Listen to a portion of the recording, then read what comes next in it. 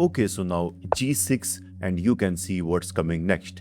He's preparing to flank the dark square bishop, and after that knight to f3 preparing for d4.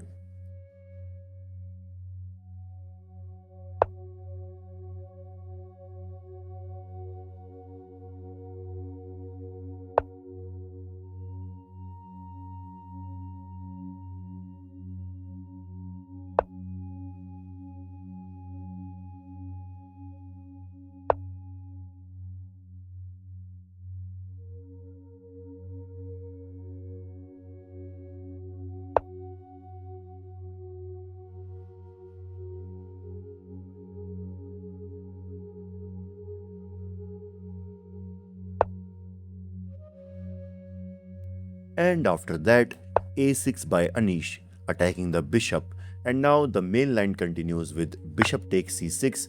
And after bishop takes c6, and now white can attack the center by pushing d4.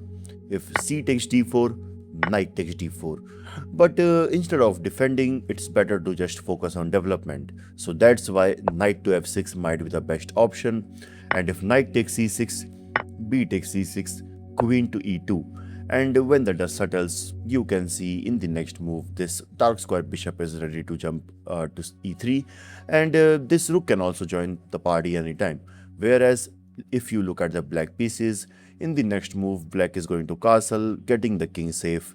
And then the queen can also join the action. And also, this rook can go to b8 anytime so that he can take full control over the b file. And in the future, black can, push the c and d pawn further. So you can see both sides are doing great. Okay, so in the game, after the move a6, here Pragg goes for bishop to c4. He simply steps back to c4, keeping an eye on that crucial f7 square. So to stop this, or we can say to block this, Anish simply pushed e6.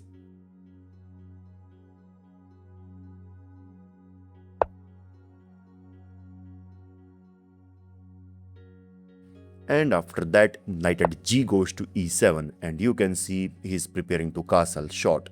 And guys, now Pragg plays a move which even, chess engine missed. Yes, I mean in this position he goes for a very cool move, f5. And guys, look at this. Pragg sacrificed a pawn to open lines and create some chaos. Anish simply takes on f5, and after that queen to e1. He keeps an eye over this e4 pawn.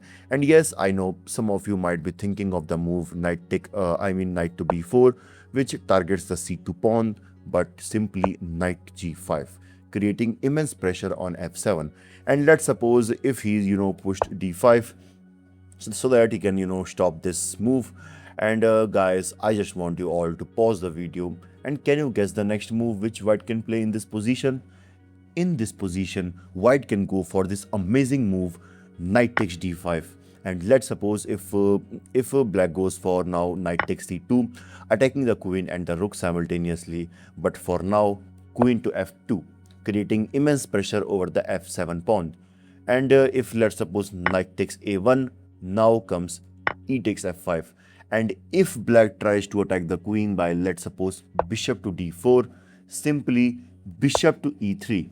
And if knight takes d5, bishop takes d4, and just look at this position carefully. White bishops, you can see, are absolute monster here. And since this rook is under attack, so as you can see now, there are two options like capturing the knight or capturing the bishop. And let's suppose if he goes for c takes d4, then in this position, white can go for this amazing move, knight takes f7, attacking the rook and the queen. The idea is simple. If you capture the knight, then simply bishop takes d5 check, king to e8, rook to e1 check, king to f8, simply queen takes d4, and if rook to g8, f6. And now just look at this. I mean, this single pawn push, you can see, completely paralyzed the position. And now there is a mate in it, which you can find and comment below. Okay, so in the actual game, after the move, queen to e1, yep, so let me go back. Here, Anish goes for bishop to e6. He simply asking for a bishop exchange, but Pragg goes according to his plan. he simply captures on f5 by e takes f5, and basically Anish recaptures with a g pawn, and after that bishop takes e6, which is a brilliant decision. He exchanges the bishops so that he can completely destroy the black's pawn structure.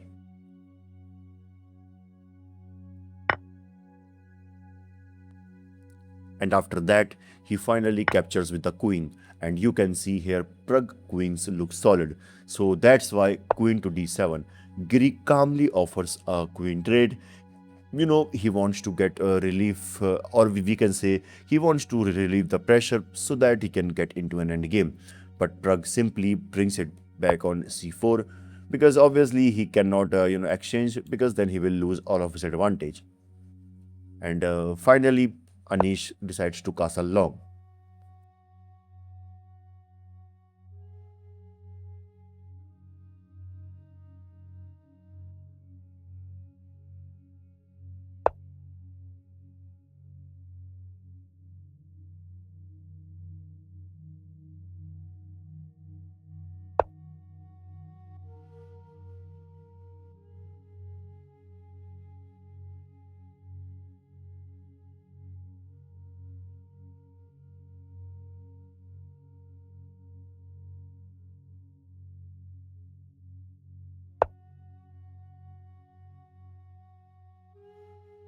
Okay, so now Anish brings the knight to g6. Maybe he wants to reroute it to e5. And also in the next move, knight to d4 is coming, targeting the c2 pawn. Okay, so basically Pragg simply jumps the knight into this perfect outpost, threatening knight to b6 fork. So that's why king to b8, and after that knight to f6, a great forcing move by Pragg.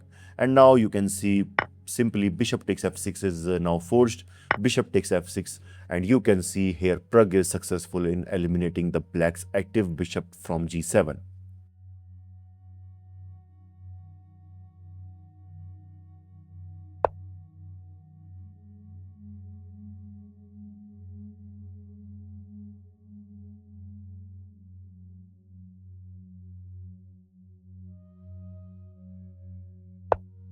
And after that f4 by Anish, preparing for rook to e3, so that he can create an advantage after the rook exchange.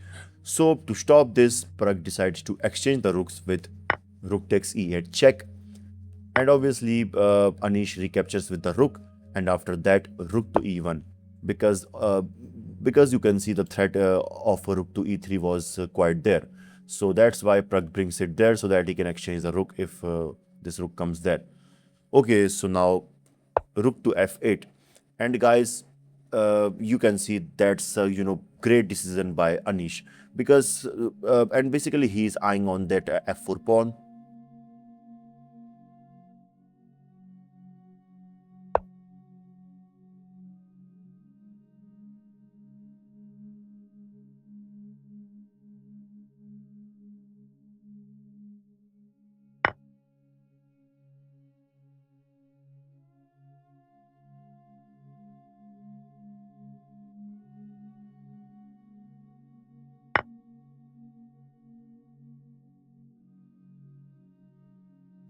And after that, Anish goes for king to c7, bringing the king closer to the center, which is exactly what you, or we can say we all want in an endgame.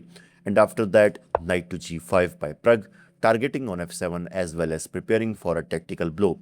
I mean, now in this position, black has to be careful. Let's suppose if he goes for any move like any random move like b5, and guys, that would be a huge blunder, because yes, he wants to create a breakthrough. But now I just want you all to pause the video and try to guess why this move is a blunder. And guys, that's a blunder, because now white can go for this amazing move, rook take g6. The idea is after h takes g6, yes, you are right, knight to e6 check, and you can see this is completely winning for white. So that's why after knight to g5, here Anish first of all slides his king to d7, and after that he and after that here Pragg brings the rook back to e4, so that he can capture on h7 without any threat of capturing the rook.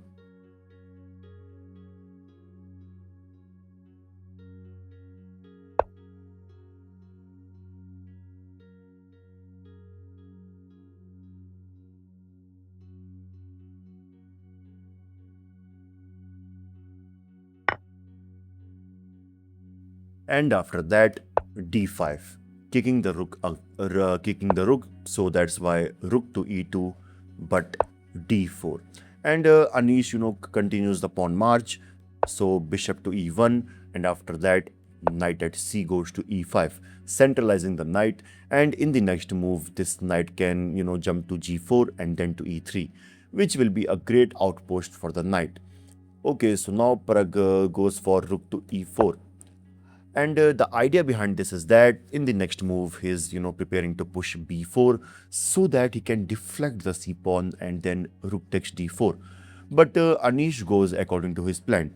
He simply brings the knight to g4, preparing for a knight to e3, but simply h3, attacking the knight. So knight to e3, and look at this knight. I mean, it's like an octopus planted right away in the white territory. So c3, and yes, this game can now continue with the d takes c3, b takes c3, knight to c2, attacking the bishop, and if bishop to f2, targeting the pawn, but simply b5, and if a takes b5, rook to e2, attacking the knight, so knight to e3, and the game is very much balanced here.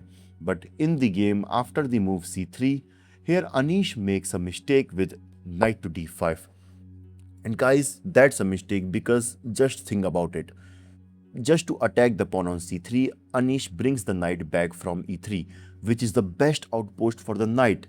And now Pragg takes advantage of this and he instantly pushed the h pawn further, which also acts as a defender of this knight on h7.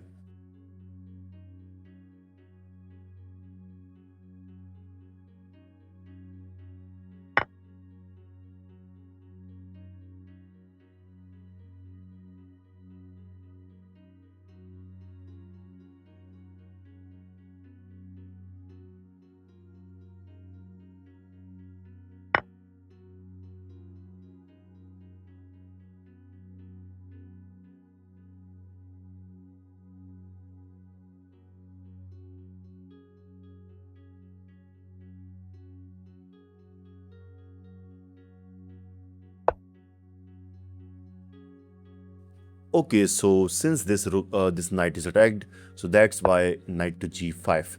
And guys, now black can continue with the move b5. I mean, let's suppose if a takes b5, a takes b5, c4, attacking the knight. So that's why b takes c4, d takes c4, knight to c7. And you can see now both sides are, creating threats. I mean, white is a pawn up, but due to this amazing placement of black pieces, you can see black can hold this game. Okay, so in the actual game, after the move knight to g5, here another move that comes in our mind is capturing the pawn on h4 with the, knight takes h4. But guys, in reality, this move is a mistake. This is because of the move knight to e6, targeting the pawn on c5. And let's suppose to defend this, if black pushed b6, which looks quite solid, but what about c4, attacking the knight? And after knight to b4, now comes knight takes f4, attacking the rook. So this rook has to now move. So let's suppose if rook to h6, bishop takes h4, rook takes h4, king to f2, and you can see here white is a pawn up with a completely winning position. But in the actual game, after the move, okay, so let me go back to the move. Okay, so knight to g5. Yep, so in the actual game, here Anish goes for knight to f6. And guys, that's a mistake because this allows white to create massive threats. And Pragg instantly spots that and he goes for rook to e6, simply attacking both knights. So now you can see black is now forced to capture this. So after that, rook takes f6, rook to g4, and well, when the dust settles, you can see Pragg gets a passer on the h file. So he continues the pawn push, and he's now attacking the knight. So knight to e5, simply targeting the pawn on d3. But Pragg shows no interest. He simply, pushed the pawn further. Knight to f3 check, taking benefit of this pinned pawn. So that's why king to f1. And after that,